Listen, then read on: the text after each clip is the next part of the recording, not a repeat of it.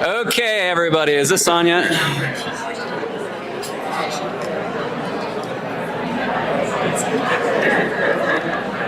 Hello? Hello, hello, hello. Can anyone hear me? Okay, it works. Okay, everybody, sorry to so rudely interrupt your socializing, but we've got a busy, let me pull this out of here. We've got a lot on the schedule today, and we want to just get going here. So enjoy your lunch, and we're excited about this luncheon today. Let me see if I can find our schedule. Okay, to start, we're going to get going with an invocation by Rebecca Box with Sun America Mortgage. Rebecca. Thank you. It's always right after you take a big bite, right? Okay. As we gather together today, let us appreciate our differences and honor our unity. Let us reflect with gratitude on all that we have been given in life. Let us reflect with gladness on all that is good and beautiful and kind in the world. Let us reflect with hope on the transformational time in which we live, filled with innovation, advancement, and endless possibility. As we make these reflections, let us look forward to each new day with a renewed sense of purpose and excitement and passion, knowing our time, talents, and presence influence the world around us. Finally, we bless and honor our speakers today. We thank them for sharing their expertise with us and for all they do to make a positive impact in our community. Rebecca, thank you. We appreciate that. We'll next do the Pledge of Allegiance, and Braden Oaks with Equity Home Warranty will lead us.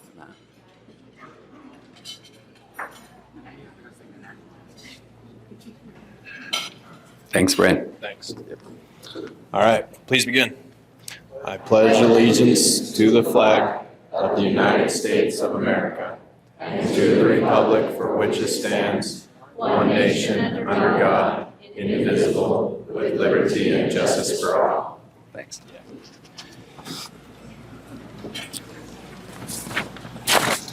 Okay, we have a few announcements which are mostly education. I really want to thank Emily Merkley, our CEO. She has really come in with an emphasis on continuing education with a objective of really providing a lot of free CE. And so I think it's been really good for our board. And going through that list, on August 19th, we have a Realtor Code of Ethics training. It's 3 hours of core CE. All of these will be at the WCBR board. We just went through a recent renovation, as I think most of you know, so come out to the classes and check out our new beautiful office. August 25th is the residential mandatory core course, also 3 hours of core CE. September 8th is foreclosure law in Utah, which is 2 hours of CE. September 12th is a commercial mandatory core course, 3 hours. September 15th is a HECM reverse mortgage course, which is 1 hour of CE. September 16th, again, is the Realtor Code of Ethics course, which is 3 hours of core CE. The last announcement is September 23rd, which is our WCBR annual social. And that's here at the Dixie Convention Center. So put that on your calendars. I also want to recognize any new members. If you're a new Realtor member on our board, will you mind just standing up so we can recognize you? Come on. Thank you. Okay. That's it. Welcome. And thank you for standing. Appreciate that. You'll notice on your tables there's a brochure that kind of presents the value of your Realtor membership. Yes, thank you. That's it. look through that brochure. I think there's a lot of us that may not really recognize all of the value that's offered through our board membership. So please read through that. We really get a lot through our dues and through the structure that the board provides. Okay, moving right along. We have the pleasure today of welcoming some of our community's economic development leaders to talk to us about the economy, some of the development here in our area, and I'm going to just quickly introduce them and turn the time over to them. So firstly is Rusty Hughes. Rusty is the Economic Development Director for the City of Washington. Second up is Shirlane Quayle. Shirlane is the Economic Vitality and Housing Director for City of St. George. And last but not least is Stephen Nelson. He's the Planning Director for Hurricane City. So we're going to go ahead and give you the mic, Rusty. If we have any time, once the three of them are able to present, we'll open up for question and answer. We may or may not have time, but we'll try. All right? Thank you, Rusty.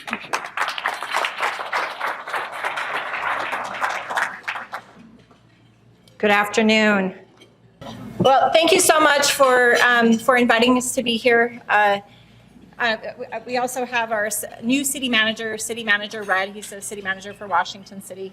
He's my backup in case you ask some questions that are beyond my scope. He knows all the questions or all the answers. So, but I wanted to start by just talking a little bit about Washington City. One thing about Washington City that you may not know, how many people are from here? Raise your hand if you're from here, originally and born here. Not as many anymore. It used to be, we have grown so much growth. Raise your hand if you've lived here for the past 5 years, maybe. 5 years. And 20 years, you've been here 20 years.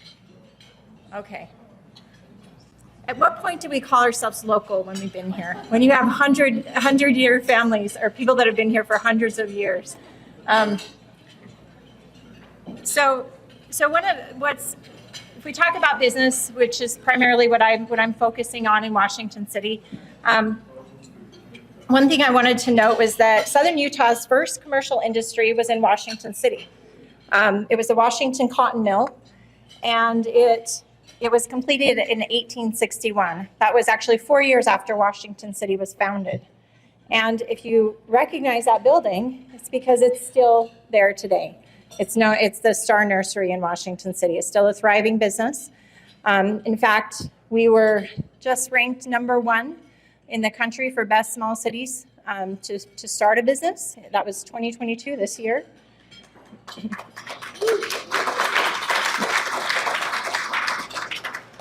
But we haven't, although we were the first business, we had the first business in Southern Utah. We do not have a lot of business. We're very, very different. And I'm kind of give this overview of, or give you some data on the 3 cities that are represented here today. So this is Washington City. We're the second largest municipality by population. And these figures are based on the 2020 census and then the growth rates.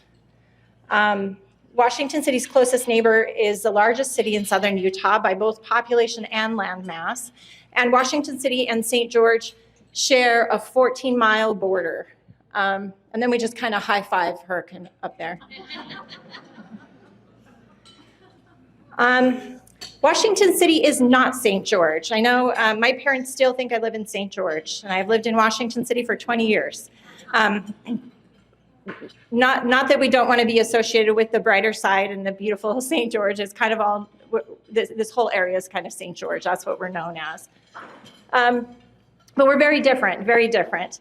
It's estimated that about 85% of all commercial development in Washington County is within St. George City's boundaries. St. George has done a particularly good job, and I'm going to poke fun at Shirlane a little bit. We really do work well together, but we also compete a little bit, especially the kind of little brother city a little bit. So 85% of commercial development in Washington County is within St. George boundaries. St. George has done a particularly good job of building commercial right along that 14-mile municipal boundary. So a lot of times when you think you're going to the Costco in Washington, for years I went to the Costco in Washington, that's actually in St. George. Red Cliffs Mall, that's in St. George. So Washington City residential development has far outpaced its commercial. In fact, this is over the last decade, it's been about 98% residential. So we're doing our part in the housing industry. You're welcome, realtors, you're welcome. This does come at a cost, though. I don't think that there's a better depiction of what that cost is for Washington City and St. George, for that matter. When you have residential that outpaces your commercial and you don't have commercial development within your city, residents have to go to neighboring cities or municipalities to purchase goods and services and to go to work. And working people are more likely to purchase or make purchases near where they work rather than where they live. And that means that for Washington City residents, the tax dollars that we pay when buying groceries at Costco, Smith's, Lynn's, those ones that are just over the border, those are an investment into St. George's general budget rather than Washington City's general budget. You're welcome, Charlene. And aside from housing, transportation is the highest household cost for most families, now more than ever, given our current economy. And then this is, so that residential does cost in terms of providing services that the city provides, or services for the residents. So this is from the American Farmland Trust. So it's kind of national level data. So if you think about densities, and this has a correlation with densities, the lower density is a higher cost typically for providing services. More roads, more sidewalks. Maybe we get a trade-off with law enforcement with that. But the median cost to provide community service for each dollar of revenue raised is about $1.16 for residential. You can see commercial is good because it's about 30 cents, 30 cents cost for every dollar that comes in. So when I say revenue raised, what do I mean by that? Probably shouldn't have used that one, but I figure it's something we don't really. But really, what I wanted was the lever. We have two levers as municipalities, and I'll just cover these. One of them is property tax. The other one is sales tax. These have a huge impact on cities and their ability to provide services for residents. A small portion of what is collected overall from property and sales tax are the two largest revenue sources for municipalities.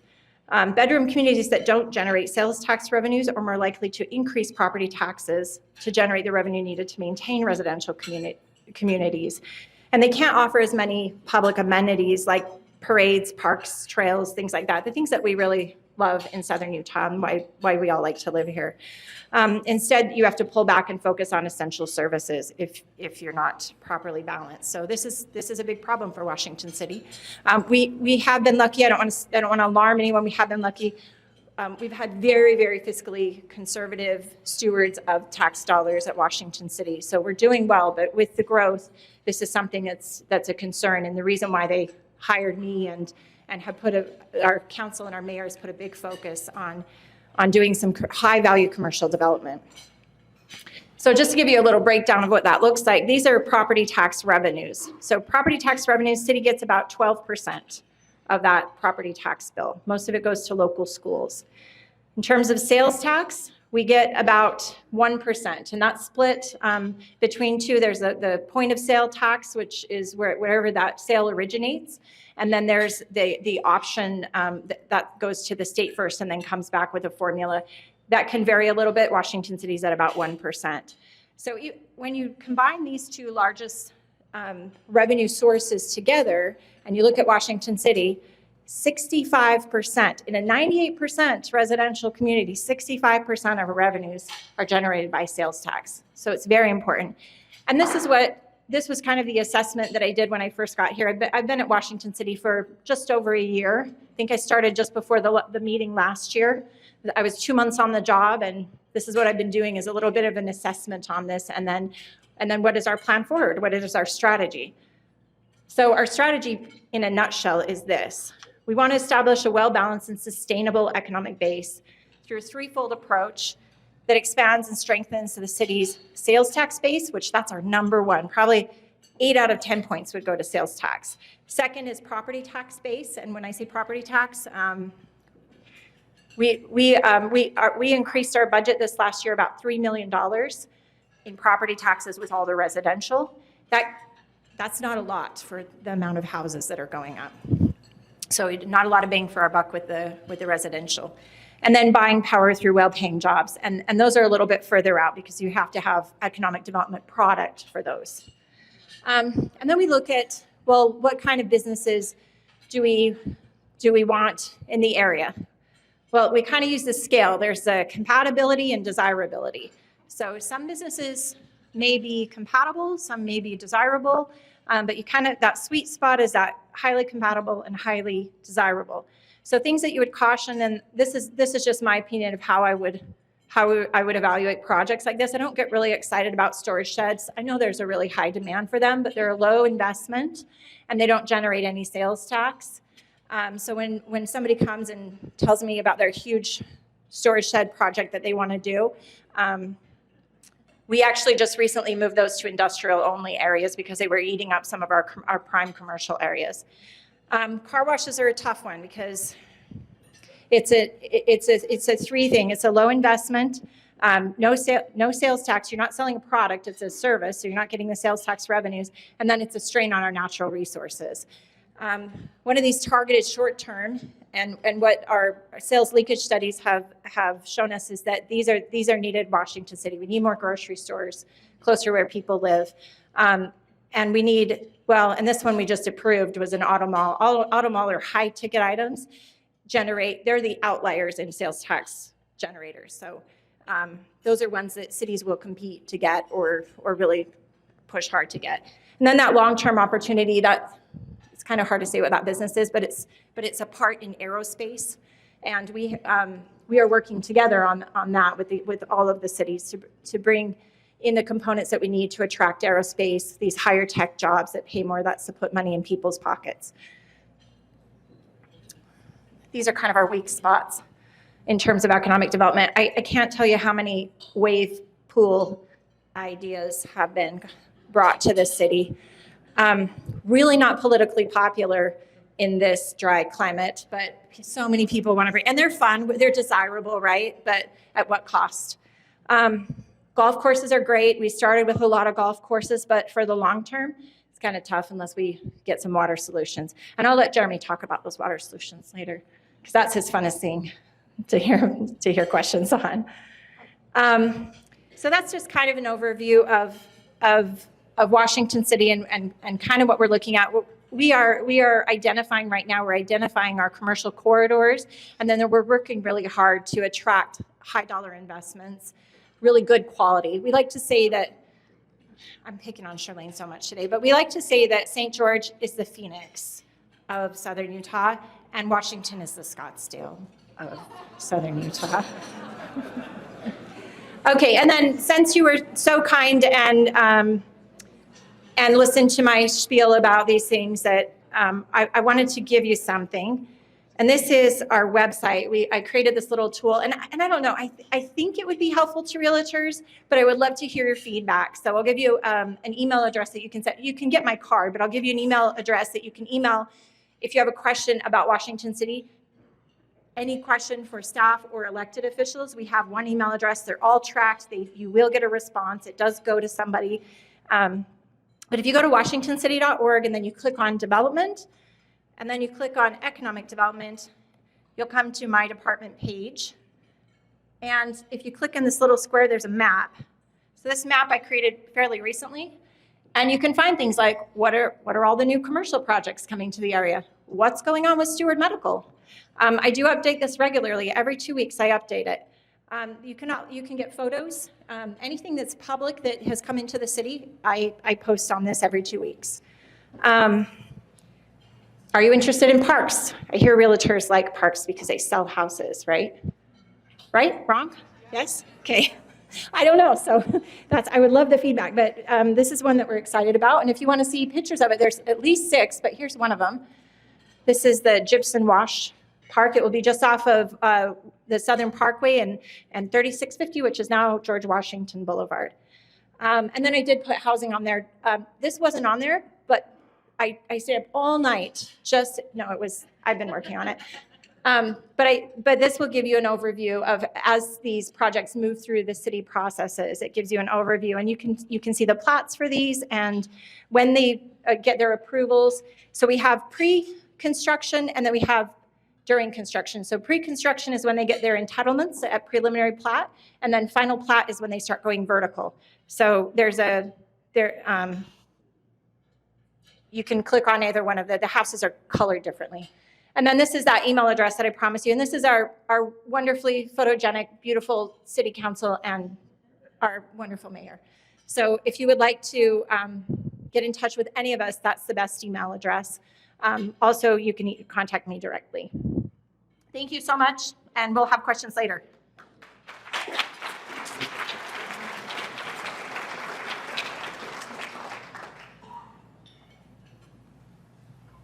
I think Charlene is next.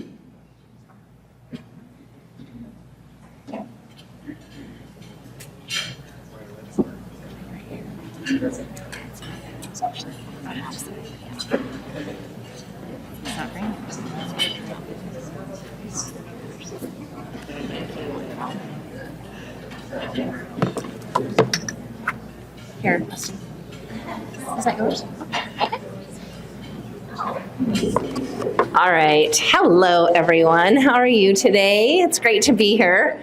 I am Charlene Quayle. I'm the Director of Economic Vitality and Housing for the City of St. George. And I am just here to give you a bit of an update on what's going on in St. George City. Rusty always does such a great job of explaining economic development and all of the different revenue streams. So thanks, Rusty, for doing that. Really appreciate it. I'm going to put my glasses on so I can see what's coming up next on this screen. So I just wanted to share a bit about our building permit totals for year to date through 2022. There's a lot of data on that slide. Basically, it breaks it down by single family is blue, multifamily is orange, commercial is gray, and then the total. And you can kind of see how things have moved up and down over the last several years in different areas. We've had a lot of growth in St. George. July was a little bit slower. August is kind of moving back in, so we'll see how the end of the year wraps up. We broke them down into single family and multifamily for you so that you can kind of see how things are moving, and we'll see where we end up at the end of 2022 as things tick up in the fall. It typically gets busier in the fall.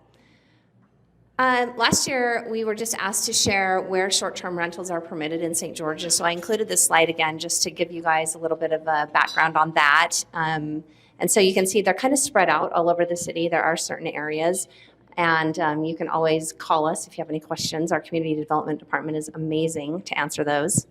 All right, I'll let you take a picture, and I am changing it. Okay, so accessory dwelling permits. The city added ADUs to our ordinance in 2019, and in like October of 2019. So we had one that year come in, and you can see they're consistently growing. We're already up to 60 year to date in 2022.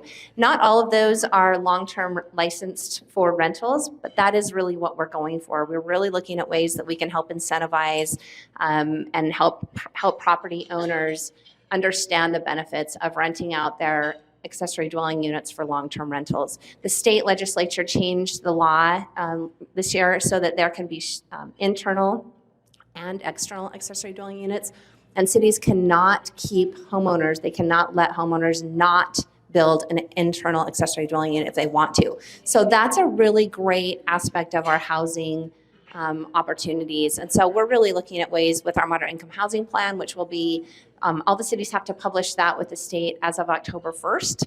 And so you can watch the municipalities and what they're putting out there of what kind of things we're looking at doing within the strategies that the state gives us that we can sort of help perpetuate the opportunities for this and still have a healthy balance in our neighborhoods of long-term rental opportunities for our residents.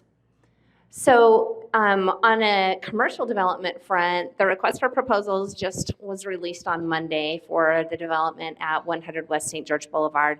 That is where the Inn at St. George and the Bicycle Collective used to be, right next to Ancestor Square. And then the city also purchased several years ago the auto dealerships where Oaks Family Auto and Premier Auto are now, and then the Hooray, which is now Timeless Awards property. So that entire block on the north side of two corners on the north side of St. George Boulevard will be hopefully redeveloped here in the next few years. Proposals are due November 1st. So if you have commercial real estate friends and developers, or if any of you are in that business, the RFP can be found on the city's website and you can take a look at it. It's meant to be pretty open. The goals are listed for what the city wants, but really it's meant to hopefully foster some really great creativity in our awesome community. So we'll see how that goes. Tech Ridge, just a little bit about Tech Ridge. The city did pass the development, they approved the development agreement and zone plan for Tech Ridge in December. And so I wanted to just share a little bit of information. I get a lot of questions about Tech Ridge, and so I thought it would be helpful to just share it here with you. Just the office space, the trails and parks that are going to be up there, that is a really big piece of Tech Ridge. Those will all be public. So even if you don't live and work on Tech Ridge, the goal is to have our residents and our visitors up there experiencing the views and the amenities that will be there. And then, of course, the retail and residential. And why is Tech Ridge really important? Well, when Mayor Pike was mayor, he and the city council at that time, they wanted Tech Ridge to happen in the way that it did. And the city put the vision out there because of the economic impact that they knew it would have, and because of the ability for that kind of a development to help create the jobs that we need to keep our kids here and to help continue to raise our economic resilience for the entire region. And so when you look at the economic impact for Tech Ridge, and the different kinds of opportunities and industries that we're looking at bringing up there, it's going to be a really vibrant, exciting place. It's a unique development in Utah, and hopefully we're going to see the pavilion and the Skyview building starting construction. I'm hoping they get to moving stuff by the end of the year. We'll see how that goes. So just one more projected economic impact of Tech Ridge overall. So that's a pretty massive benefit to our community. It's not just to St. George, it's to the entire community. So we're going to switch gears here now, and we're going to talk about HAC, the Housing Action Coalition. How many of you have heard of HAC? Okay, great. So those of you who hadn't heard of HAC before today, now you've heard of HAC. HAC is a group of municipal and community stakeholders, and we're just working towards creating more attainable housing in Southern Utah in general. And it's not owned by anyone. I co-chair HAC with the County Economic Development Director, Scott Messel, but it is really community run. We have several working groups. We'll talk about those in a minute. We have a community volunteer who coordinates almost all of HAC's efforts. And we have over 100 people on our mailing list. And so if you'd like to be involved in HAC and get engaged in whatever way makes sense, you can do that. I'll tell you how to do that at the end. So attainable housing. We just define that as adequate, affordable housing for all ages and income levels. And our approach is to collaborate, educate, and celebrate what's going on. And that is a really important part of it, because we know that, oftentimes we know multifamily is a really great way. When you have more density, it's better for water conservation, and it allows you to, get more bang for your buck, but it doesn't fit everywhere in a community. And so we always have to balance out, what does the community want? What do the neighbors want? What's the impact on traffic? And also the private property rights and the opportunities that are available from a market perspective. And so it is a fine balance every single time one of these developments comes in. And that goes for single family too these days, because single family, as we saw with Rusty's slides, that costs more in infrastructure, and it costs more to actually install to build single family. And so it's a really fun dynamic to be paying attention to. So HAC working groups and some of the tools we have started a community land trust in Southern Utah. It's the first one. It's called the Southwest Utah Community Land Trust. And Charlene Wild with NeighborWorks is sort of heading out that effort on behalf of HAC. Mayor Staley from Washington City is a part of that. Mayor Rosenberg from Santa Clara is a part of that. So we have representation from a lot of the cities, and then a lot of community partners in there as well. We have a housing innovation and personas study that we've done. I will explain that in just a minute, just a little bit that came from that. That was funded by SUBA to look at some of the people and what are the faces of the folks who actually need this housing. And you in this room are probably very, very clued into that. And so we would love your feedback and your ideas about that too. We do have an Attainable Housing Expo coming up, so there'll be more information coming out on that. It's on November 3rd at the Dixie Center. So that'll be going out in press releases and then also through the HAC mailing list. That's going to be like an 11:30 to 1:30 luncheon where we'll talk about all things HAC, and we'll really dig into the details of housing in our community and some of the solutions and some of the multi-sector opportunities that we have to work together. So then accessory dwelling units, we're working on those. Our public awareness committee is working on things. We have a finance committee. They're looking at, what can banks do? How can we do things differently? What might it look like if Rocky Mountain Home Funds came down and worked with employers to be able to provide some mortgage assistance for their employees, those kinds of programs. Our moderate income housing plans that every municipality is required to do. And then resource pooling. As employers and as individuals, how can we pool the resources that are available to us, whether that be land, financing, construction techniques, or materials, et cetera. So exploring those things, and then just all of the different community partnerships that we have. So on the Housing Innovation and Persona study, there were 4 personas that came out of that study. And we really wanted to understand, SUBA was really interested to say, hey, we know who's buying our homes, but we're looking to plan for the future and what are the gaps? And so we had 4 that came out, and I've given you an example of 2 of them here. The 4 were emerging contributor, new couple, single parent, and mature renter. And so when you look at the emerging contributor and the single parent that are listed here, you can see the different things that were looked at as a part of this study. And one of the parts I think is really great is the evaluation of, I don't know if you can see this, of that little graph in the bottom right of each one of those that shows, how close do they want to live to services? Are they willing to share housing? What does that look like for them? What are the important aspects of housing for them? This plays into our social determinants of health and housing stability. And so it was a really interesting outcome for this study. We are looking at doing a phase 2, hopefully, and really digging into, okay, now what kind of construction innovation are these personas willing to look at? And then how do we need to pivot in terms of the way that we're thinking about housing in our community in that regard? So when we talk about housing and attainability, how the area median income translates to attainability is a really important aspect of it. So our area median income for a family of 4 in 2021 was $67,700. In 2022, because they actually did the real calculations instead of just kind of adding on the percentages for growth like they usually do, it's now up to $83,900. So our area median income has substantially gone up in Washington County. This is a really good thing. We've been working for years and years to increase wages. And so the fact that wages are increasing and we're finally seeing that is great. Unfortunately, our housing is not keeping up, and we'll talk about that in just a minute. You can see where someone who's making 80 to 100% AMI, which is up to $83,900 a year, they can afford up to a $390,000 mortgage. And so that is just a little bit crazy. This one just is kind of a funky number because it's not a range, but you can see there's nothing. How many of you know of something that's livable on the market for $390,000 right now? Yeah, exactly. And so that's someone who's, that's a pretty decent wage, and they just can't afford to live here. And I know I'm preaching to the choir. So these are all the things that we're trying to understand and evaluate. So availability, this looks at June, April, and April over the 2021 and 22, and what the availability was of housing units in those AMI ranges at that time. And so we'll do another one of these in October, and that will adjust for the new AMI, and we'll see kind of where the changes are.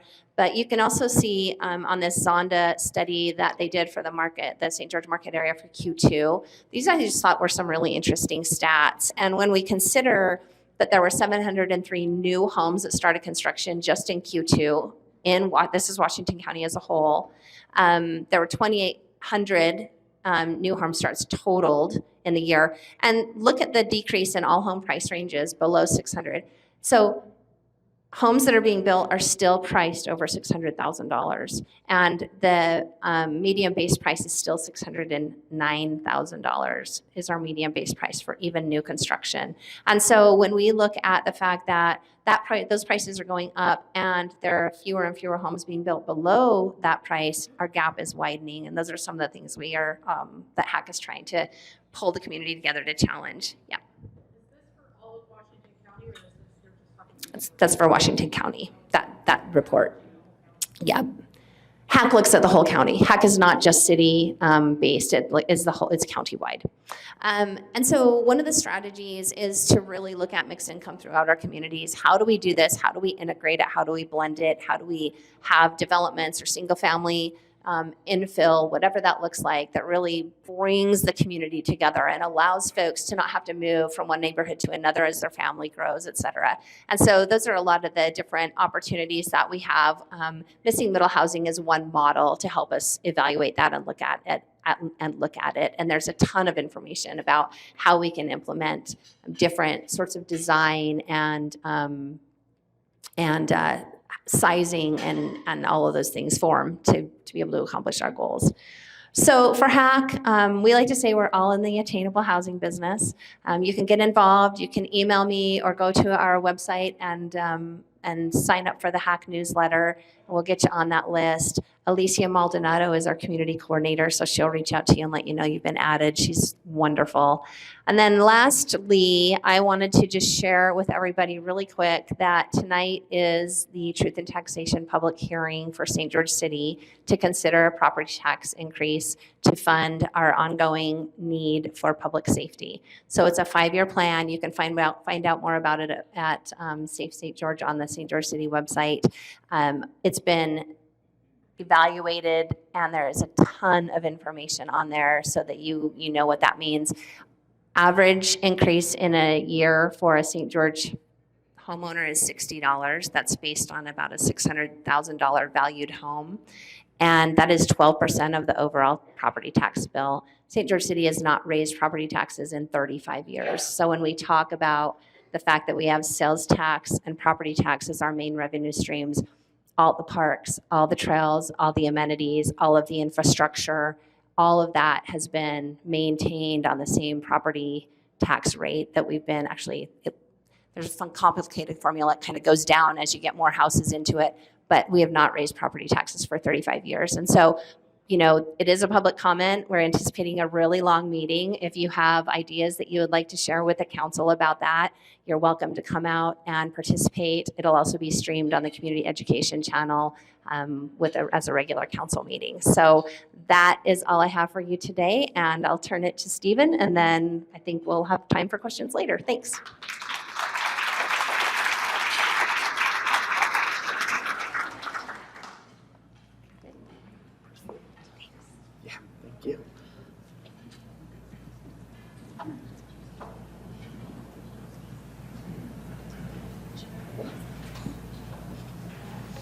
Okay, just a quick introduction. For those of you who don't know me, I'm Stephen Nelson. I'm the planning director with Hurricane City. I've been with Hurricane City for just a couple of years. And really, Hurricane City's story for the last couple of years has had a lot to do with growth and location of where that growth is taking place. So for a big chunk of my discussion, that's what I'm going to focus on. So back in 2021, so just over a year ago, we passed a new general plan. And so in that general plan, we created an economic vision where we wanted to increase our economic footprint within the city, to have businesses that would come in to create living wages for the city, and also, as has been discussed, create good tax base for the city as a city.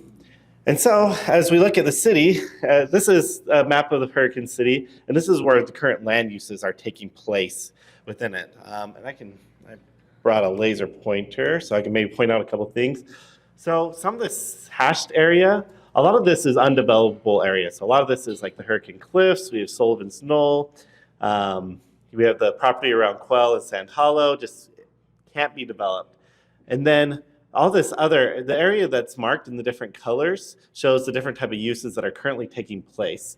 And so a lot of these yellow areas that you don't see a lot of streets, there is currently some residential development in some of those, but a lot of it is more of this agricultural residential. So still a lot of open space. And then everything else that's gray is potential developable space.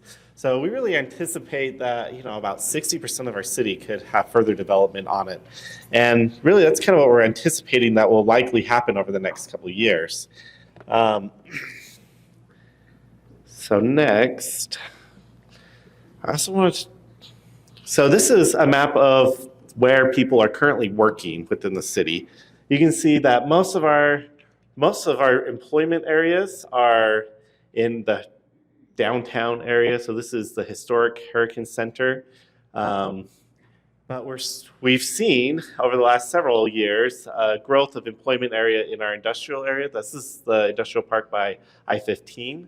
But we're starting to see job opportunities grow throughout the remaining of the city as we have further growth.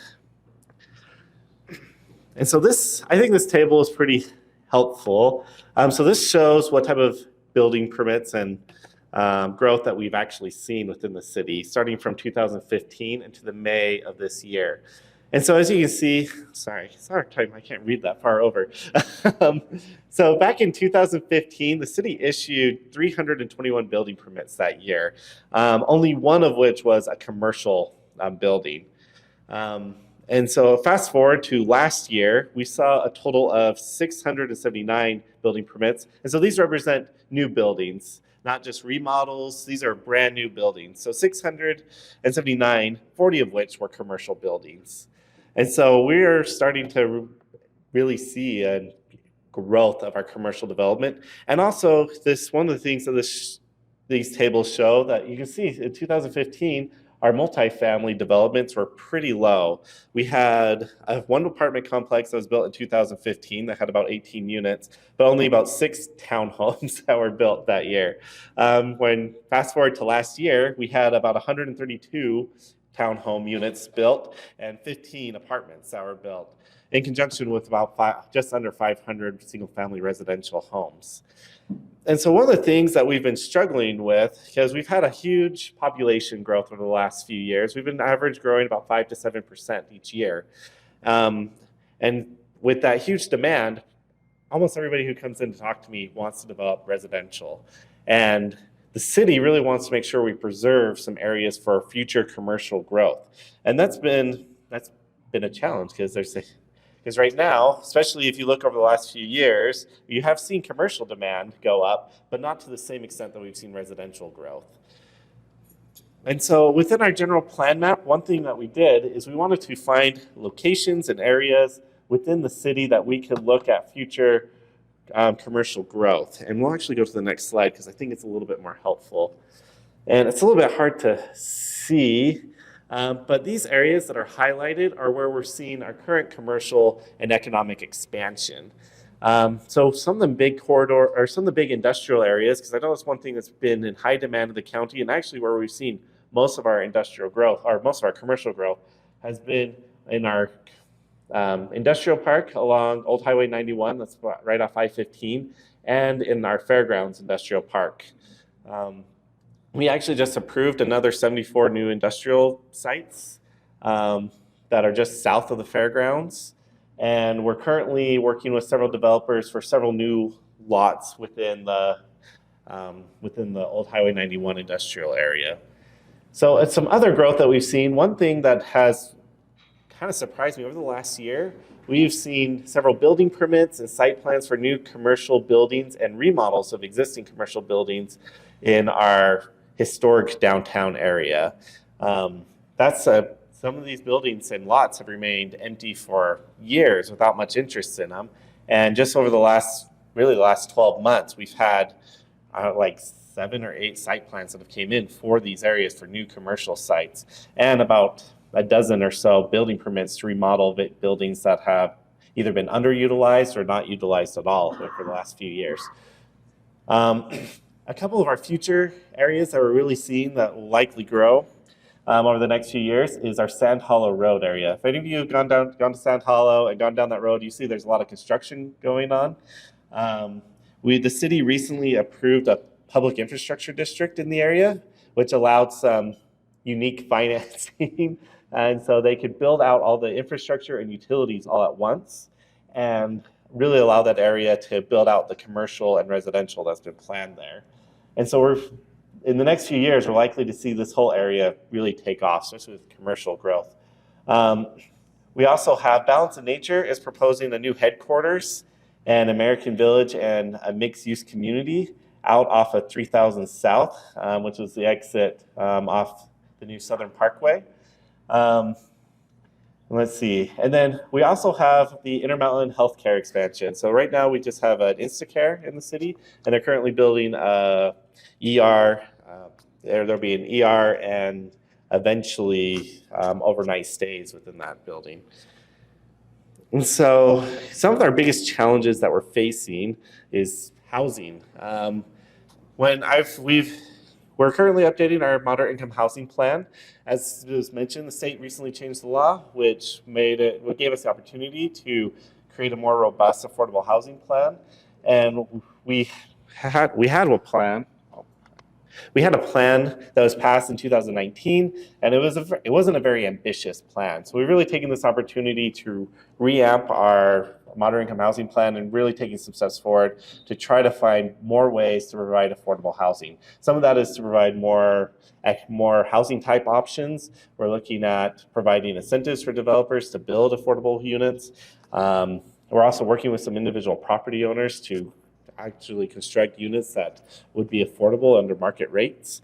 According to our latest study, we found that we're about 826 units shy for affordable housing demand within the city. And as part of that same plan, we've seen that almost everybody making under the area median income is spending more than 30% on their household costs. And that can be a huge issue, especially if you're looking at your lifestyle and comfort, because people are paying more. And then also for economic development, it puts strains on people's wallets and makes it more difficult for them to maybe do the things that they might want to do otherwise. So that's one of the big things that we're working on. The other thing with housing that we're really focusing on is governing short-term rentals. We, like everybody else in the area, have really struggled with it. We've created a new enforcement ordinance in the last year to help us really enforce short-term rentals. We've also created some additional policies for the expansion of resort areas. So one of the other things that we've kind of mentioned is we're seeing a huge demand in light industrial and commercial, particularly the light industrial. We've had a couple new subdivisions that have gone up over the last year, and they've filled up quicker than almost any other developments that we've had in the city.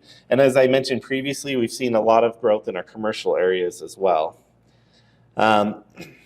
So we also have the Intermountain Healthcare expansion. This has been something the city's been working with Intermountain Healthcare for a long time to try to get an expansion of their current medical facilities, so that way we can have higher coverage of services. And so that is taking place and is anticipated to be finished by the beginning of 2023. So we do have a couple other projects that are going on. There we go. So we have a couple big projects. So one of them is we're currently constructing 2800 West. And so this is a corridor between SR7 and the SR9 interchange in Hurricane that will link up with 600 North. And along with that, we've had huge demand for housing and commercial growth in this area. The city actually just recently updated our mixed use ordinance to allow for mixed use within certain commercial areas. And we just approved our first full site plan of that new ordinance right in this area, which is about 20 acres. They'll be providing about 300 units and several acres of commercial space associated with that. And so that will be great. A couple other things that we have there going on is we are working on our 700 West connection between 100 North and 600 North. The city actually just completed our new rodeo grounds, and our grand opening will be at Peach Days in a couple weeks. And then the city also just approved a new abilities playground in the Dixie Springs Park. And so that will be under construction starting this spring. And so another big project that we're working on is our downtown master plan. Hurricane has a historic downtown that is really dominated by SR9. It's been, I've heard people complain all the time that it just became a kind of a pass-through area. And so the city budgeted money this year and got a grant to update to create a downtown master plan. Some of our goals with that will be economic development, but really we want to create a mixed-use area that will not only be a good place for people to live, but also to work and to visit, especially as we have so much traffic that goes through. We have a lot of vacancies in our downtown and lots that that are underutilized or not, or completely vacant, that we're looking at providing good standards and mixes of different uses for their development. And then the city actually owns several square blocks within that area. Part of it is our community center and a few other, and we have a couple of parks and our fine arts building. And so what we're wanting to also do is look at public realm enhancements as well. Okay, so I think that's everything I have. And so I think I guess I can just maybe bring the mic back over here. We can just turn it over to questions. I guess we have, 5 minutes? Okay.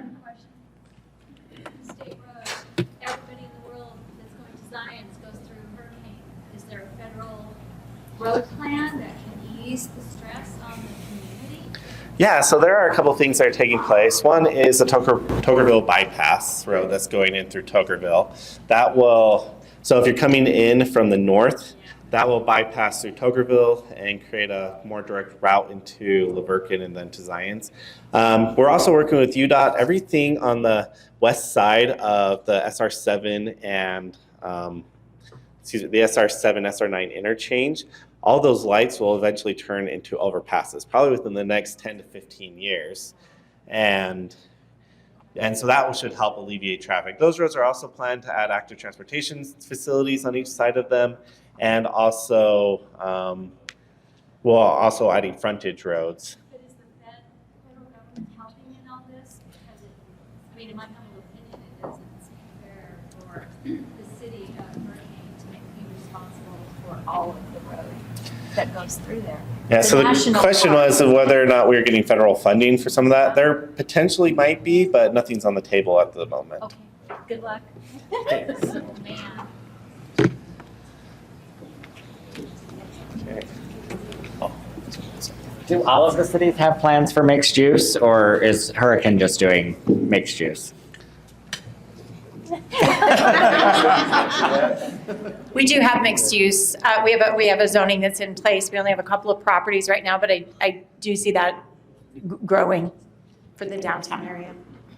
I've got more questions on roads in all of Washington County. There is not enough road for the number of people, especially if it's spring break or a holiday and everybody comes into town and River Road stops. You can't move. Thanks. Yep, and our transportation people are not here, so we're going to pump that question. No, really. I just want to address the mixed use question really quick. St. George has a lot of mixed use. And so if we look at downtown, for instance, we have Jewel Plaza and City View, and we have mixed use developments going up a lot. We love mixed use when it's, fits in the neighborhood. It's a really great model for it. And as far as roads go, part of the challenge we have with roads is just our geography. And so that is not going to change. And so that's another reason why planning is so important, is because we really have to look at, where are people going to live? Where are they going to shop? Where are they going to work? How does that transportation mix work in terms of where we're putting housing and where we're putting commercial, et cetera? Yeah, and just maybe one last comment on roads. One thing that we're trying to do in Hurricane, because more roads will obviously be needed, but a lot of times more roads doesn't answer the underlying question of getting people to point A to point B. Because a lot of times we spread out so much with big developments that have very limited commercial facilities in the area, or public facilities. So one thing that we're trying to do to help control traffic and that type of growth is provide more mixed-use communities. The Hurricane City, in the last couple of years, we've approved some bigger master plan communities, and all of them have required to do several acres of commercial and public facilities associated with them. So that way schools and businesses and police stations, all that type of stuff can be built within those communities to help decrease the need for commuting. So are they single lane roads? Are they double lane roads? I'm serious. This is an issue. I've been here 13 years, and it's crazy that every time a developer comes in, it's a single lane road. one in and out, one in and out. You've got traffic and traffic backed up forever. So we've recently done some expansions on some of our roads and repaving. Roads are one of the toughest things to fund for cities, but So there's no tax on the developer? no, they are required to put in half the road. And then we have a plan. We work together collectively through the Dixie Metropolitan Planning Organization. All the mayors are on that board. Also, the planned roads for Washington City are on my map, including the signals. So. I think that's all we have time for. That's all we have time for. Roads, we don't need roads. Yeah, we know. Just kidding. All right, really want to thank Rusty, Shirlane, and Stephen for coming to be with us today. Thank you.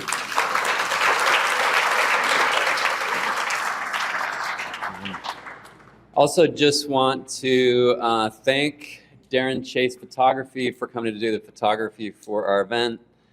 Joe Newman with Giddy Diggs for doing the videography. And also the Hilton Garden Inn. They always welcome us and do a really good job with the food. Chef Bill Shawnee and her staff, thank you. And lastly, the Cami and the Programs and Socials Committee do a phenomenal job for our board in planning these events, and we really want to thank them as well. So let's give them a hand. And thank you. You may go home or back to work.